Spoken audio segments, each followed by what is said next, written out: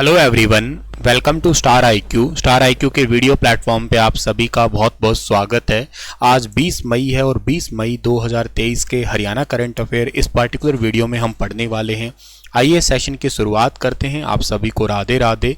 प्यारे दोस्तों, कल निजी कारणों की वजह से मैं वीडियो नहीं दे पाया, तो उसके ही क्वेश्चन मैं आपको आने वाले दिनों में प्रोवाइड करवा दूंगा। ठीक है, तो आइए सेशन की शुरुआत करते हैं। और उससे पिछले दिन मैंने आपसे एक सवाल किया था, उसका सही जवाब क्या होगा कि हरियाणा सरकार ने बोनो और किन्नर का भत्ता बढ़ा के कितने रुपए मासिक कर दिया है। तो इस सवाल का ठीक जो आंसर रहेगा आपका वो रहेगा 2750 रुपये। ऑप्शन नंबर डी इस सवाल का बिल्कुल ठीक रहेगा हमारा। आज का पहला करंट अफेयर क्या है?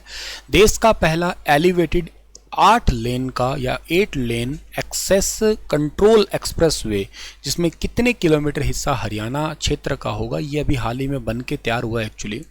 इसका टोटल 18.9 किलोमीटर हिस्सा जो है ना अपने हरियाणा का होगा। टोटल ये 9000 करोड़ रुपए की लागत से 29.6 किलोमीटर लंबाई वाला द्वारका एक्सप्रेसवे देश का पहला elevated 8 lane access control expressway होगा, जिसमें 18.9 किलोमीटर ये हरियाणा का होगा। हरियाणा वाला ऑलमोस्ट काम पूरा भी हो चुका है। अभी नितिन गडकरी जी ने इसका अवलोकन भी किया था कंप्लीट। और ये बेसिकली जो है ना दिल्ली में देश के सबसे चौड़ी 3.6 किलोमीटर लंबी और 8 लेन की टनल इसमें बनाई जा रही है। हरियाणा और पश्चिमी दिल्ली के लोगों को इंदिरा गांधी इंटरनेशनल हवाई अड्डे से कनेक्टिविटी जो है ना वो अच्छी हो जाएगी। हरियाणा में ये एक्सप्रेसवे पटौदी रोड और नेशनल हाईवे 26 से हरसरू के पास और फरूख नगर नेशनल हाईवे 15A में बसई के पास इंटरसेक्ट होने वाला है। ये दिल्ली रेवाड़ी गुरुग्राम सेक्टर 88B के पास में जो है ना मुरथल के अंदर और UER सेकंड को भी क्रॉस करेगा ये। इसके अलावा गुरुग्राम के सेक्टर 88, 83, 84, 99, 113 से होते हुए द्वारका सेक्टर 21 के साथ ग्लोबल सिटी से जोड़ेगा ये। और इस पूरे एक्सप्रेसवे पे इंटेलिजेंट ट्रांसपोर्ट सिस्टम की सुविधा होगी, जिसको ITS कहते हैं। टेलीफोन की सुविधा है और सेंसर व्यवस्था भी इसके ऊपर अवेलेबल होगी। तो ये पॉइंट आप लोगों को याद रखना है डियर, ठीक है ना। तो ये पॉइंट याद रखना आप लोगों, ठीक है। ये बरथल है, मुरथल नहीं है, ठीक है ना, बरथल ही है। बरथल UER सेकंड है आपका ये, ठीक है। और सोनीपत वाला तो बहुत दूर हो जाएगा, ठीक है ना, इसलिए। अच्छा, ये इंटेलिजेंस वाला जो ट्रांसपोर्ट सिस्टम है ना, ये सुविधा इसमें AI सेंसर होंगे, जिसमें चालान वगैरह की व्यवस्था भी होगी अगर ओवर स्पीड रखते हैं तो साधनों को। हरियाणा के गुरुग्राम से राष्ट्रीय राजधानी दिल्ली तक ही कनेक्टिविटी जो है ना ये बन जाएगी। तो ये इंपॉर्टेंट है, कंप्लीट बात आप लोगों को मैंने बता दी है। गुरुग्राम के सांसद का नाम आपको पता होना चाहिए, राव इंद्रजीत सिंह। अच्छा, सांसद से बात करते हैं। आज का बहुत इंपॉर्टेंट और बहुत ही दुखद वाला क्वेश्चन है कि किस जिले के सांसद का भी हाल ही में चंडीगढ़ PGI में लंबी बीमारी के बाद निधन हो गया है। ये अंबाला जिले के सांसद अभी करंट में थे, जिनका नाम रतन लाल कटारिया जी था। ये अब इस दुनिया में नहीं रहे। रतन लाल कटारिया जी, एक्चुअली अंबाला जिला आप लोगों को पता होगा, हरियाणा के अंदर 2 सीटें ऐसी है जो कि रिजर्व सीट है, जिनमें से एक सीट है सिरसा की, दूसरी सीट है अंबाला की। अंबाला से सांसद हैं ये रतन लाल कटारिया हैं, तो क्या अभी तो थे ही कहूँगा मैं, ठीक है। अंबाला से BJP सांसद रतन लाल कटारिया का लंबी बीमारी के बाद निधन हो गया है। 18 मई को अंतिम सांस ली है इन्होंने चंडीगढ़ के अंदर। और अगर इनकी थोड़ी जीवन के बारे में बताया जाए तो 2019 के लोकसभा चुनाव में इन्होंने जीत हासिल की थी, और ऐसा करने वाले ये तीसरे नेता बने थे यहाँ पे लगातार जीतने वालों में से। और इस सीट से राज्यसभा सांसद कुमारी सैलजा से वह लगातार 2 बार हार चुके थे। 2014 में जीत जो है ना इन्होंने हासिल की थी यहाँ से। 1999 में भी वो इस सीट से सांसद रह चुके हैं। 2014 में कांग्रेस प्रत्याशी राजकुमार वाल्मीकि को हराया था। 2019 में कुमारी सैलजा को हरा के इन्होंने अपनी पुरानी हार का बदला लिया था। 1980 में इन्होंने एक्टिव पॉलिटिशियन के रूप में कार्यकाल स्टार्ट किया था।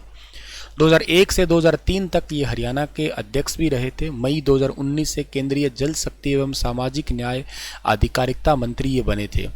और सन 1985 में रादौर विधानसभा में विधायक रहे। हरियाणा सरकार में revenue minister, warehousing corporation के चेयरमैन भी रह चुके हैं। बाल कलाकार के रूप में प्रथम प्रधानमंत्री नेहरू से ये ऑलरेडी सम्मानित हो चुके हैं। 1980 में जो है ना ये अध्यक्ष बने थे, भाजयुमो के प्रदेश अध्यक्ष बने थे ये। 2001 से 2003 तक भाजपा के प्रदेश अध्यक्ष बने रहे। 87 से 90 तक हरियाणा सरकार के संसदीय सचिव तथा हरिजन कल्याण निगम के चेयरमैन और 97 से 99 तक हरियाणा वेयर हाउसिंग के चेयरमैन रहे ये। अंबाला में 3 बार सांसद रहे थे। यमुनानगर के गांव संधाली में 19 दिसंबर 1951 को इनका जन्म हुआ था। कैंट के एसडी कॉलेज से बीए और ऑनर्स, केयूके से एमए पॉलिटिकल और एलएलबी की। हरिजन कल्याण निगम और गुरु रविदास सभा के भी अध्यक्ष ऑलरेडी रह चुके हैं।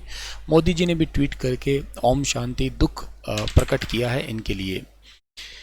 हरियाणा सरकार के द्वारा जिला की पंजीकृत अनुसूचित जाति व पिछड़ा वर्ग की धर्मशालाओं में कितने परसेंटेज अनुदान पर grid connect solar power plant लगाए जाएंगे? तो इसकी घोषणा की है टोटल 75% अनुदान पे। ऑप्शन नंबर बी इस सवाल का बिल्कुल ठीक है। हरियाणा सरकार नवीन एवं नवीकरणीय ऊर्जा व हरेडा विभाग के माध्यम से ऊर्जा संरक्षण और सौर ऊर्जा को बढ़ावा देने की कोशिश कर रही है। इसके लिए सरकारी भवन जितने भी है वहाँ पे grid connected solar power plant लगाने की एक योजना तैयार कर रही है हरियाणा सरकार। इसमें जितने भी आपके अनुसूचित जाति और पिछड़ा वर्ग की धर्मशाला है वहाँ पे 75% अनुदान पर grid connected solar power plant लगाए जाएंगे। 25% की राशि संबंधित संस्था वहन करेगी। धर्मशाला में बैटरी बैंक सहित अथवा बिना बैटरी के 5 किलोवाट तक के सोलर प्लांट है वो लगाए जाएंगे। अच्छा, एक क्वेश्चन तो मैंने नहीं बनाया पर आप ये सोचोगे क्या ये तोंदू से दो आमने सामने खड़े कर दिए। एक्चुअली हरियाणा के गृह मंत्री अनिल विज ने अभी हाल ही में एक निर्देश जारी किए हैं। जितने भी पुलिसकर्मी हैं जिनकी तोंद निकली हुई है अब इनको ड्यूटी से हटा के इनको फिजिकल ट्रेनिंग के लिए स्टार्ट कर दिया है। मतलब ये फील्ड में अब इनका हटा कर इनको पुलिस लाइन में ट्रांसफ़र कर दिया है। फील्ड से इनको जब तक ये फिट नहीं हो जाएंगे तब तक इनको फील्ड में नहीं भेजा जाएगा। तो 40 से ऊपर के जितने भी हैं, ठीक है ना, 40 से कम उम्र के तोंद वाले पुलिस कर्मचारी हैं, इनकी पहचान होगी। 40 से ऊपर वाले कर्मचारियों का मेडिकल फिटनेस चेकअप वगैरह किया जाएगा। इनको फैट और फिट कैंपेन के तहत जोड़ा जाएगा। पुलिस लाइन में पीटी, योगा, क्रिया ये सब कुछ शामिल की जाएगी। सुबह 5:30 से 6:15 के बीच में इनको हर रोज़ पसीना बहाना होगा। डेली ये पीटी वगैरह करने वाले होंगे जिससे पेट कम किया जा सके, ताकि अच्छे से भाई सेवा वगैरह कर सके। बहुत ज़रूरी है ये तो। हरियाणा में पशुधन किसान क्रेडिट कार्ड योजना के तहत कितने परसेंटेज साधारण ब्याज पर बैंक ऋण दिया जाता है? तो इसमें 7% ब्याज पे ऋण दिया जाता है साधारण, ठीक है।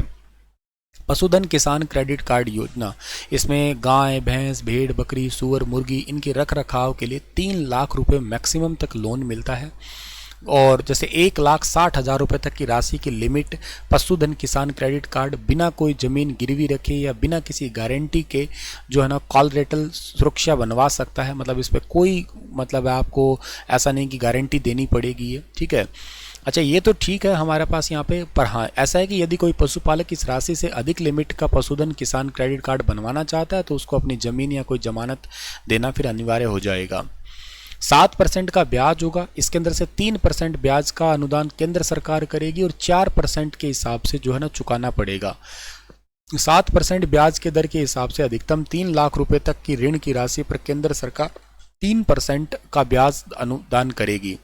अगर ये टाइम पे पैसा करा जाता है तो सरकार उसको जो है ना बेसिकली ये ब्याज देती रहेगी प्रॉपर। साल में उसको एक बार ये पूरा पैसा जमा करवाना पड़ेगा ताकि ये जो जितना भी लोन है ना ये जीरो हो जाए। एक्चुअली हमारा CET का बैच चल रहा है, उसके अंदर ये क्रेडिट, लोन, ये सारे ही टॉपिक इकोनॉमिक्स के दिए गए हैं आपके हरियाणा इकोनॉमिक्स के।